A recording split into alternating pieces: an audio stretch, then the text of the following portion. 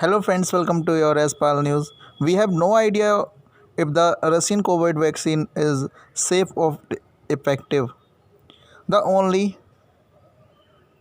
difference between Russian vaccine and other is that one has skipped most of the testing phases. Throughout the COVID-19 pandemic, there we one hope that we have all replied. We are all waiting with bated breath for the day that scientists announce a successful coronavirus vaccine because then we can get a jab and go back to the humdrum existence we enjoyed in 2019. And according to Russia, that day is today. In the last 24 hours, Vladimir Putin has apparently approved the world's first coronavirus vaccine with news indeed. But a lot of people are understandable confused at the announcement. We have been told for months that the race to find a vaccine is more of a marathon than a sprint. Even the optimistic targets of the most advanced vaccine programs are only aiming to start delivering does at the end of 2020. How is it that Russia has managed to score the ultimate cup and finishing testing a vaccine months before anyone else? It turns out, unfortunately, that they have not really. In actual fact, the only discernible difference between Russia vaccine and any the other you have been seen in news is that this one has skipped most of the testing phases that come before licensing.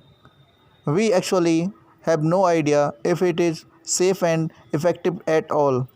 Let me explain. Vaccine and most other medical interventions are tested in four phases of human experiments.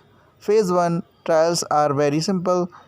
Give the vaccine to a small group of people at different doses to see which one is safe. Phase 2 trials go bigger with a few hundred people and usually compare the vaccine against a control to a make sure that it is triggering an immune response and we see if there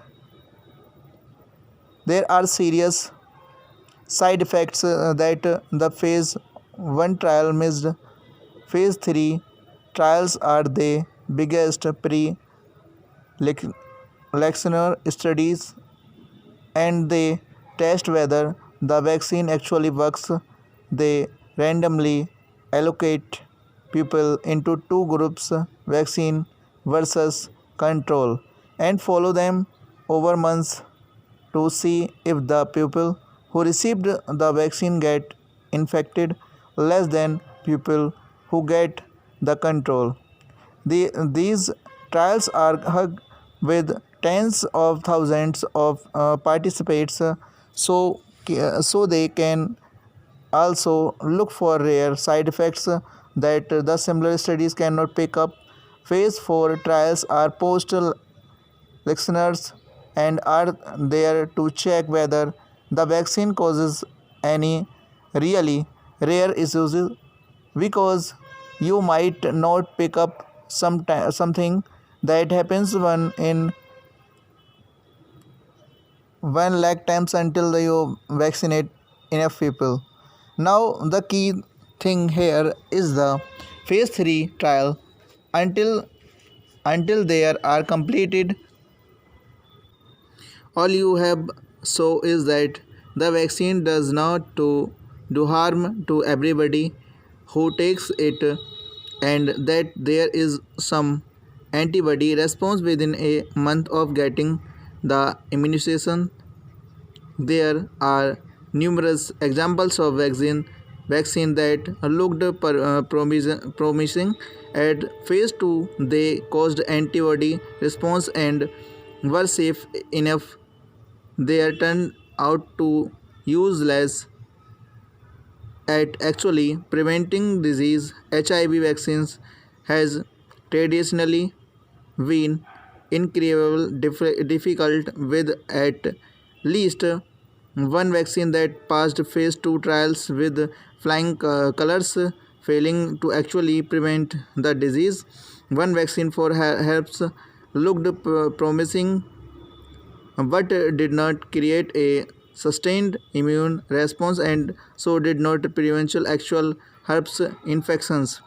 Another immunization for staph, a nasty disease that kills people in hospitals around the world, not only failed to prevent infections at phase 3 despite being perfect at stage 2, but actually increased people risk of death. This is why do these study it is not for fun. It's because sometimes things at look really good yearly on turn out to be pretty useless. Which brings us back to Russia. While phase 1 and 2 trials of the vaccine have been pre-registered, they are reported ongoing and have not yet posted any results. There is no evidence a phase 3 trial has been started, never mind completed. This leaves us with the obvious conclusion: no one really knows if this vaccine actually works. Phase of 1 and 2 trials can inform these questions, but because they only measure antibody titers or another surrogates outcome, they can't tell us whether the vaccine prevents the disease it's meant to stop. By all accounts, people included with the Russian vaccine do have antibodies, but these may not last, may not provide enough protection, or may fail or for another reason, because the immune system is friendly complex. We just do not what is the mean is the failed is that in effect anyone taking a vaccination will be part of a grand clinical trial.